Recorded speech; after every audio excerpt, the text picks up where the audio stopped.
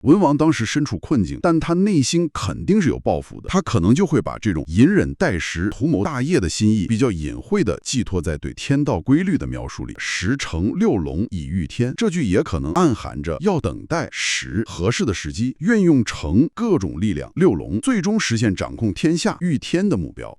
易经，很多人觉得它特别高深，但其实我感觉它更像是一本关于宇宙和人生的使用指南。确实它里面智慧很多。今天呢，咱们就聚焦在易经64卦里那个打头阵的乾卦。乾卦，64卦之首，这个第一肯定有讲究吧？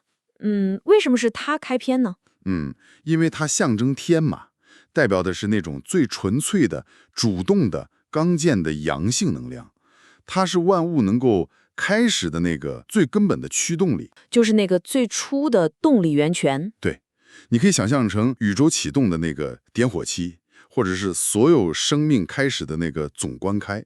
没有这个乾，一切都无从谈起。我明白了，就是那个创世纪的按钮，乾卦的核心思想，从理解天道怎么运转，到咱们自己的人生路该怎么走。咱们争取用大白话，用生活中的例子，让你轻松抓住这部古老经典的精髓，看看老祖宗的智慧对咱们现在的生活能有什么启发。好啊，行，那我们这就开始来解读一下乾卦的奥秘。首先，咱们还是得看看原文哈。乾卦的彖辞是这么说的：大哉乾元，万物滋始，乃统天。运行与施，品物流行，明终始。六位十成，十成六龙以御天。乾道变化，各正性命，保和太和，乃力争，手出数物，万国咸宁。这个气势确实是很宏大，但信息量也很大。咱们得一句句拆开来看。第一句，大哉乾元，万物滋始，乃统天。这个开篇，你看上来就是一声赞叹，赞叹这个乾元的伟大。乾元，这是核心概念了，绝对是核心，它就是宇宙最根本的那个创造力，那个驱动力，是万物赖以开始的那个始。就像所有生命的源头活水。可以这么理解，就是那个从无到有的初始力量。而且更有意思的是，乃统天。哦，它不仅是万物之始，还统领着天。对，你看，这个就有点反我们通常的直觉了，对吧？我们总觉得天最大，但在易经这个体系里，乾元才是那个终极的源头，连天都是他所生，归他统领的。明白了，它像是设定了整个宇宙规则的那个底层代码儿。这个比喻不错，底层代码。有了这个代码，然后呢，运行与施，品物流行，这就是它运作起来的样子了。对，这就是乾元挥发作用的具体方式。你看，阳气发动，乾元启动，推动水气蒸腾成云，云行，云积聚到一定程度就降下雨来，雨湿，滋润大地。有了云行雨施这个过程，然后万物品物才能按照各自的特性去生长、去流动、去成型、流行。这是一个动态的画面，是乾元驱动世界运转的体现。哦，我好像有点感觉了，有点像比如一个公司，老板定了一个大方向，乾元，然后各个部门就开始运作，做市场的做市场，做产品的做产品，运行与施，最后公司的各项业务就都发展起来了，品物流行。哈哈，这个联系很生动，就是这个意思。好，接下来这句信息量就更大了。大明终始，六位十成，十成六龙以御天。这句感觉概念很多，六位六龙。对，抓到重点了。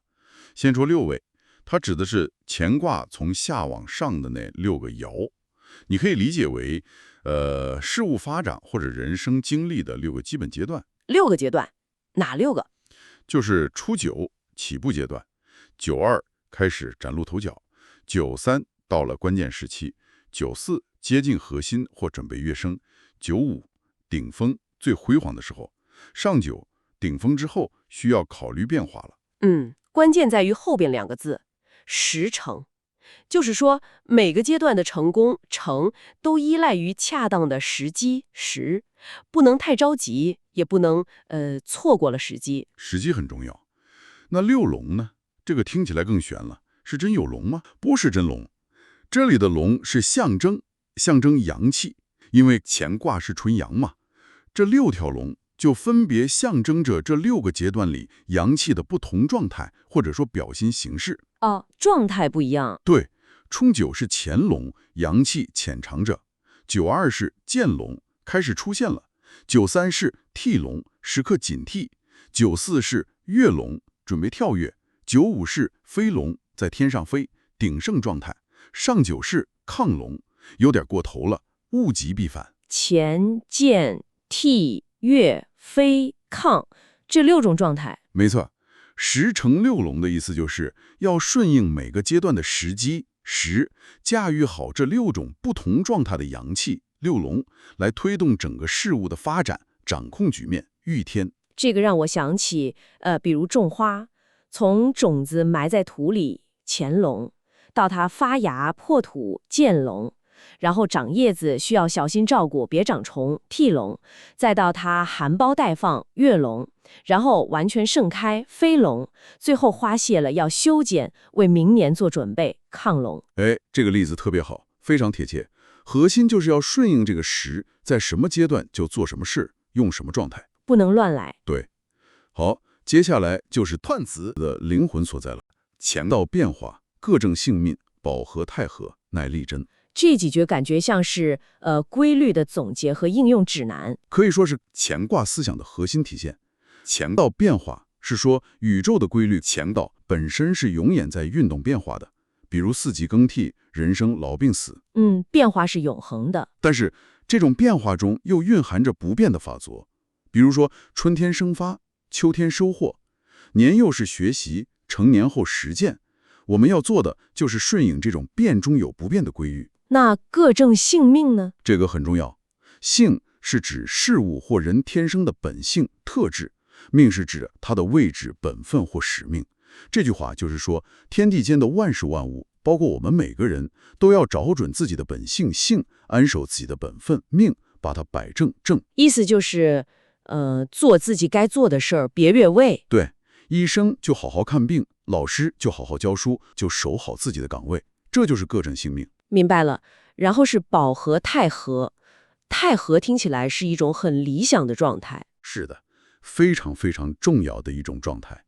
泰和就是指最大程度的和谐与平衡，不是说一团和气，而是各种因素恰到好处的融合在一起，达到一个最佳的平衡点。比如身体健康，讲究阴阳平衡，饮食运动协调，情绪稳定，内心平和，人际关系互相尊重，保持适当距离，这些都是泰和的表现。要保持和集合这种状态，避免极端。对，最后乃利贞，这是结果。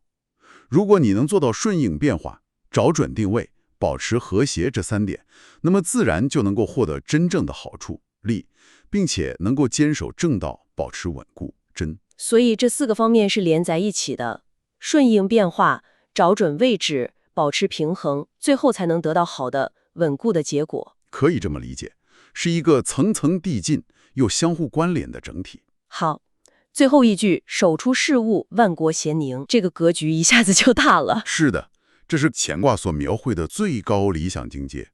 守出事物是说乾元天道作为万物的引领者，守它的作用是让万物都能生发成长出事物。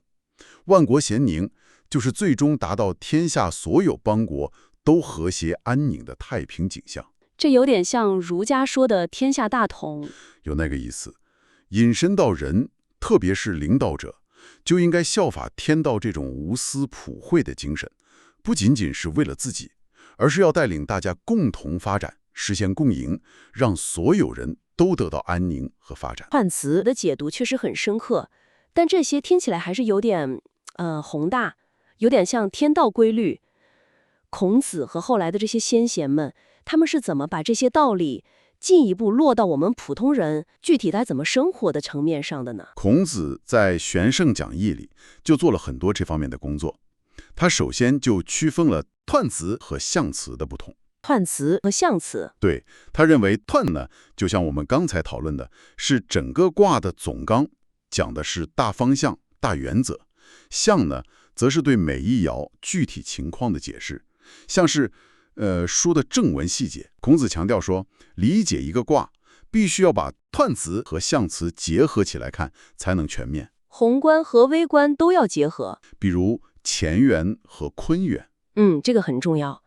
他把乾元比作阳之精，像父亲，是主导开始的；把坤元，就是坤卦的核心，比作阴之精，像母亲，是主导生成的，以阴一阳。对，他说万物的创生离不开这两者的结合，是阴阳和合的结果。光有想法、动力、钱还不行，还需要有物质基础、资源承载的平台坤，才能真正实现。这个好理解，比如创业，光有点子钱没用，还得有资金、团队、市场这些坤才行。就是这个道理。学习也是，光有学习的意愿，钱不够，还得有书本、老师、环境这些条件坤。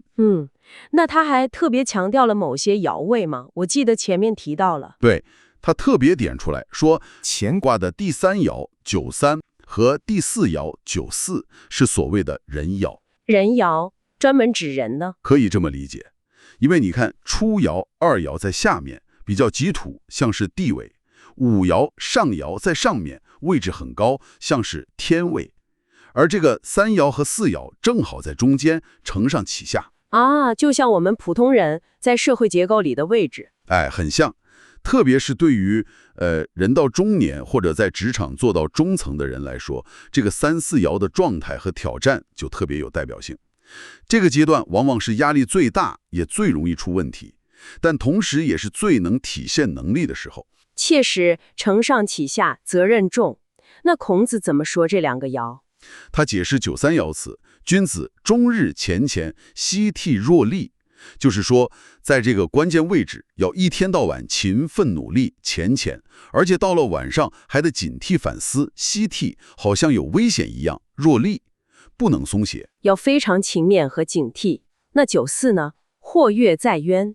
94的位置呢，更进一步，接近成功了，但也有风险。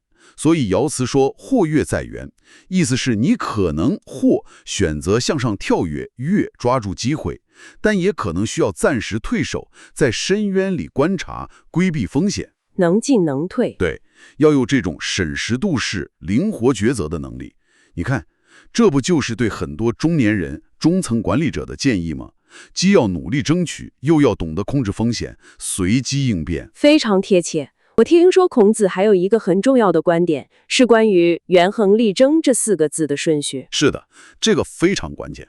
你看乾卦彖辞里说乃利贞，最后才提到天道自然的顺序是元亨利贞，对应春夏秋冬，代表开始、发展、收获、储藏，这是自然而然发生的。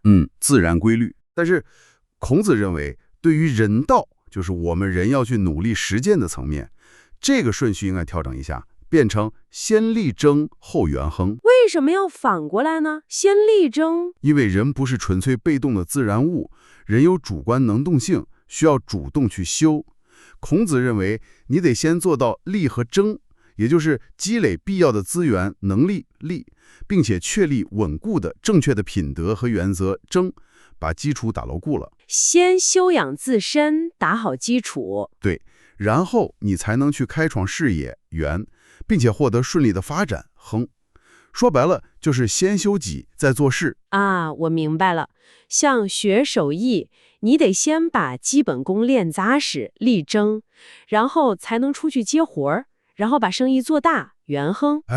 就是这意思。你想当个好医生，亨，得先拿到行医执照，学好bản事，力争，对吧？基础不牢，力争不足，就急着想成功，元亨，那多半是要摔跟头的。这个先力争后元亨的道理确实很深刻，也很有指导意义。孔子的解读确实把天道拉近到了我们的人生。那后来您刚才提到的那个宗主父网，他又补充了哪些视角呢？宗祖父网呢，它的核心观点我感觉可以概括为天道有常，人事无常。他特别强调一点，吉凶祸福根源不在天，而在人自己。哦，不是天定的，是我们自己造成的。对，他认为天道本身是客观规律，无所谓绝对的吉凶。比如下雨这个天象，它本身没有吉凶，但是对于正盼着下雨的农民来说就是吉，可对于刚好在外面晒谷子的人来说，那就是凶了。同一个现象对不同人影响不一样。所以吉凶是怎么产生的呢？是人的行为、人事是不是符合、顺应了这个天道规律、天道有常所导致的。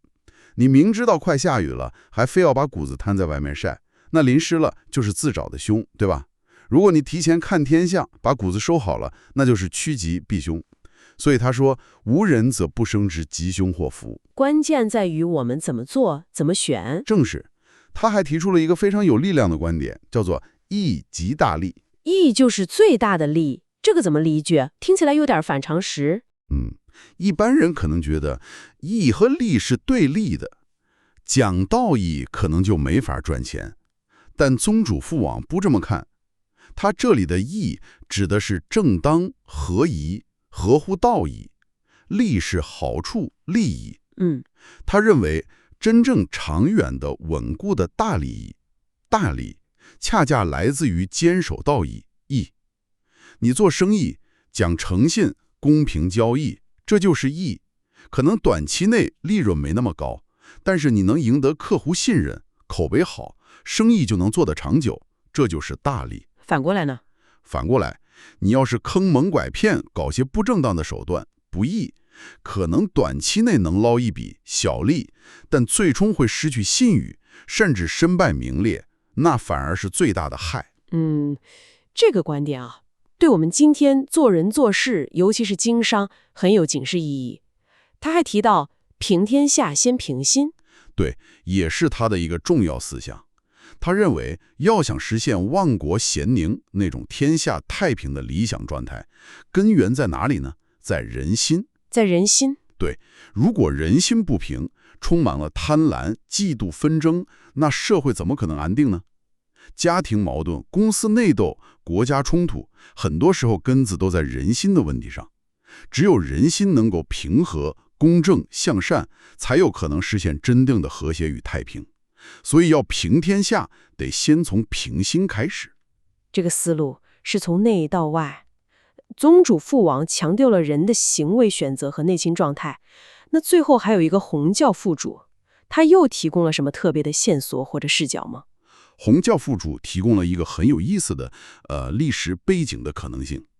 他推测说，乾卦彖辞很可能是周文王在被商纣王囚禁在游历那个地方的时候写的。在坐牢的时候写的。对，如果这个推测成立，那彖辞的文字背后可能就隐藏了更深层的含义。你想想，文王当时身处困境，但他内心肯定是有抱负的，有推翻暴政、解救人民的志向。那他会怎么表达呢？他可能就会把这种隐忍待时、图谋大业的心意，比较隐晦地寄托在对天道规律的描述里。比如我们前面讲的十成六龙以御天，表面上是说顺应天时，驾驭阳气运行，但结合文王的处境，这句也可能暗含着要等待合适的时机，运用成各种力量，六龙最终实现掌控天下、御天的目标。哇，这样一解读，感觉完全不一样了。那像开头的大灾前缘，可能也不仅仅是赞美天道了。对，可能同时也是文王对自己内心的那种刚健不已的生命力，那种渴望开创事业的雄心前缘的一种期许和肯定。那最后的万国咸宁呢？那就更明显了，可能直接就是他内心渴望实现的那个政治理想，建立一个让所有百姓都能安居乐业的太平盛世。明白了，洪教父注，这是提醒我们读这些经典，有时候还要结合历史背景，去体会文字背后可能隐藏的深意，不能只看表面。正是，它让我们看到这些看似简洁的文字，可能承载着非常丰富和深刻的内涵。好了，我们把乾卦的彖辞，还有孔子和后人的解读都梳理了一遍。理论听起来确实很丰富，也很有启发。但最重要的还是得落到实处。这些几千年前的智慧，对我们这些活在快节奏现代社会的人，到底有什么具体的用处呢？怎么用？这个是最关键的问题。其实乾卦的智慧，如果理解透了，是非常实用的。它可以很好的对应到我们人生的不同阶段，还有我们扮演的不同角色上。哦，这部分得好好听听，给我们具体讲讲。好，比如说，对于刚刚毕业踏入社会的年轻人，就可以参考初九爻的智慧，潜龙勿用。潜龙勿用，就是说，对，就是说别太急着想成功，想一鸣惊人。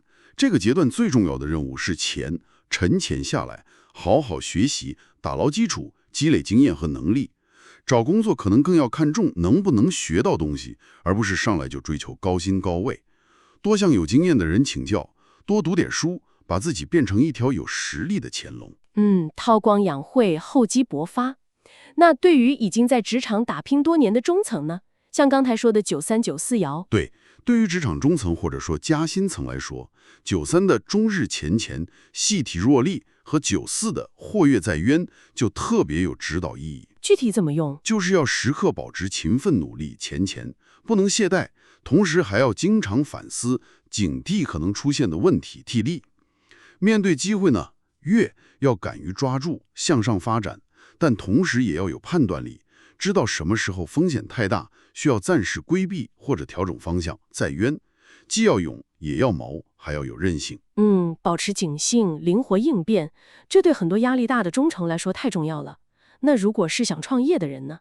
想创业的朋友，那就要牢牢记住孔子强调的那个顺序：先立征，后元亨。先打好基础再行动。没错，创业想法源再好，热情亨再高，都不能替代扎实的准备工作。立真，你要先问问自己，相关的知识技能储备够不够，核心资源到不到位，商业模式、市场调研、风险预案都考虑清楚了吗？把这些立真的功夫做足了，再去启动执行，元亨，成功的概率才会大大提高。千万别凭着一腔热血就去裸奔。哈哈，裸奔这个词儿很形象，准备充分才能走得远。那对于我们大多数可能没什么宏大目标，就是想把自己的小日子过好的普通人呢？对于我们普通人来说，我觉得乾卦智慧最核心的指导就是那句各正性命，保和泰和。找准位置，保持和谐。对，首先各正性命就是认清自己的角色和能力边界，踏踏实实做好自己分内的事儿，不要总盯着别人拥有的，盲目攀比，焦虑内耗。找到适合自己的那个生态位，发挥自己的价值就很好了。接受自己，做好自己。然后更重要的是保和泰和，努力在生活中保持一种和谐平衡的状态。比如工作和生活要平衡，作息要规律，饮食要健康，情绪要稳定，家庭关系要和睦。这种身心内外都达到和谐泰和的状态，其实就是一种非常实在的幸福和成功了。把自己的小日子过得安稳、平和、有滋有味儿，就是了不起的成就。这种太和的小日子听起来就很美好。那最后，对于那些身居高位、需要带领团队的领导者呢？对于领导者，乾卦给出的最高指引就是手出术务，万国咸宁。要有大格局。对，不能只考虑自己或者小团体的利益。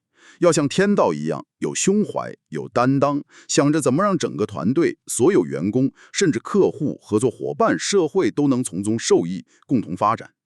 要创造一个共赢的局面，让大家都能安居乐业，都能发挥价值。这才是真正有水准、能持久的领导力，也是现代版的万国咸宁。好的，今天我们真是对《易经》的这个开篇之作乾卦进行了一次挺深入的探讨。从他描述的天道规律，到孔子他们引申出了人生智慧，再到对我们现代生活的具体应用，信息量还是挺大的。如果说听完我们聊了这么多，只能让你记住3句最精华的话，您觉得会是哪3句？如果只记3句的话，我想应该是这3点吧。